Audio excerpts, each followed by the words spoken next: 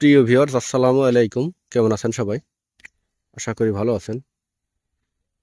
Viewers, চলে এলাম ছাদ বাগানে। আজ নতুন একটি ভিডিও নিয়ে আপনাদের সামনে উপস্থিত হলাম।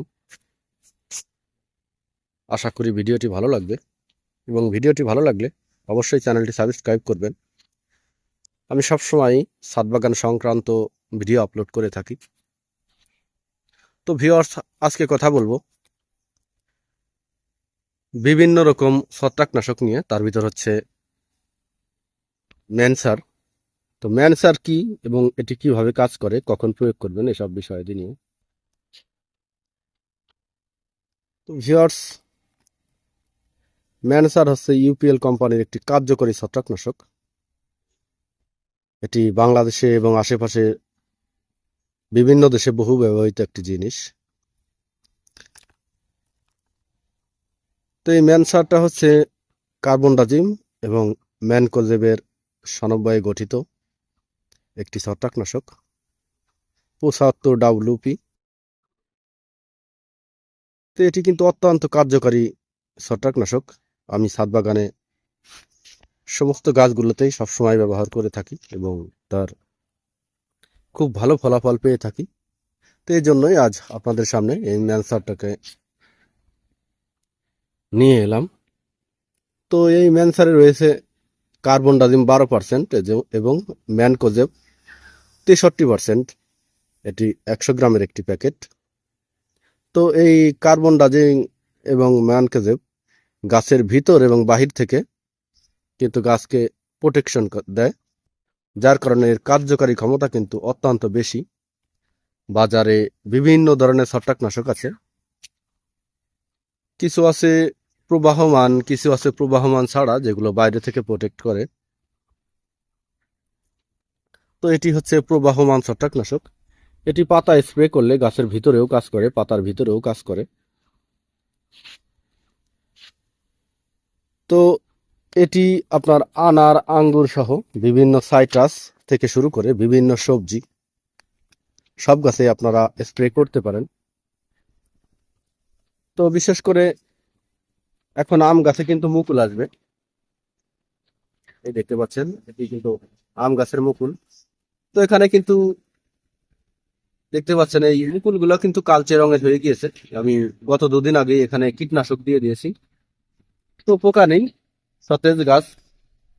তো এগুলা কিন্তু এখনই বের হবে। দেখতে পাচ্ছেন এই মুকুলটা কিন্তু কিছু বের হবে এবং কিছু বের হওয়ার উপক্রম হয়েছে। যা বের হয়েছে সেগুলা কিন্তু কালো হয়ে যাচ্ছে।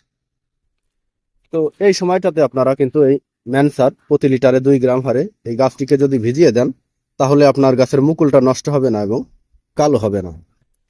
তো এছাড়াও যাদের গাছের পাতা, বিশেষ করে জালি যে পাতাগুলো আনারের, এই যে এভাবে পুড়ে যাচ্ছে, হলুদ হয়ে যাচ্ছে, তারাও কিন্তু এই ম্যানসার সমহারে প্রতি লিটার পানিতে 2 গ্রাম হারে ব্যবহার করতে পারেন।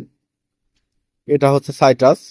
তো বিভিন্ন রকম সাইট্রাস, মালটা, কমলা, লেবু সহ বিভিন্ন গাছে কিন্তু এখন ফুলের সিজন। ডরমেন্সি পিরিয়ড শেষ হয়ে এখন কিন্তু ফুল ফোটা শুরু হয়েছে। তো ঠিক এই সময়টাতেও কিন্তু আপনারা দেখতে পাবেন যে আপনাদের গাছে ছত্রাকের আক্রমণ আছে। এই যে ফুলগুলো কালো হয়ে কিন্তু ঝরে যাচ্ছে। তো আমি গত 2 দিন আগেই এই সমস্ত গাছে কীটনাশক দিয়ে দিয়েছি।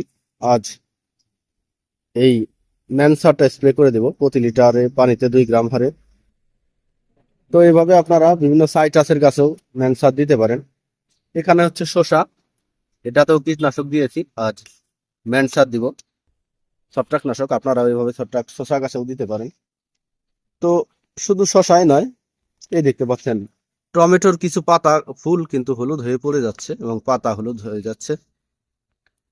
তো এখানেও কিন্তু আপনারা ম্যানসারটি প্রয়োগ করতে পারেন। তো আসলে ম্যানসারটি হচ্ছে এমন একটি ছত্রাকনাশক যা আপনারা বেগুন থেকে শুরু করে বিভিন্ন রকম মালটা, কমলা, আনার থেকে শুরু করে সমস্ত গাছেই কিন্তু ছত্রাকের আক্রমণ হলে দিতে পারেন।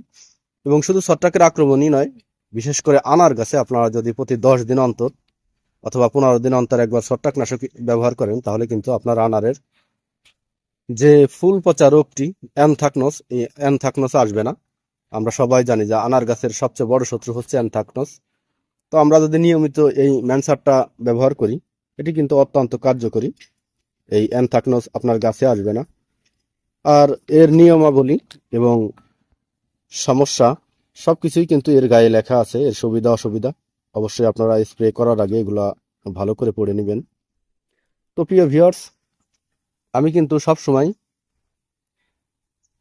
আমার এই মালটা, কমলা, আঙুর থেকে শুরু করে ছাদ বাগানে যত গাছ আছে সবগুলোতেই ম্যানসার প্রয়োগ করে থাকি। আপনারা প্রয়োগ করতে পারেন, এটি অত্যন্ত কার্যকরী, ভালো একটি ছত্রাকনাশক এবং এর ভিতর থেকে এবং বাইরে থেকে কার্যকারী ক্ষমতা অত্যন্ত ভালো।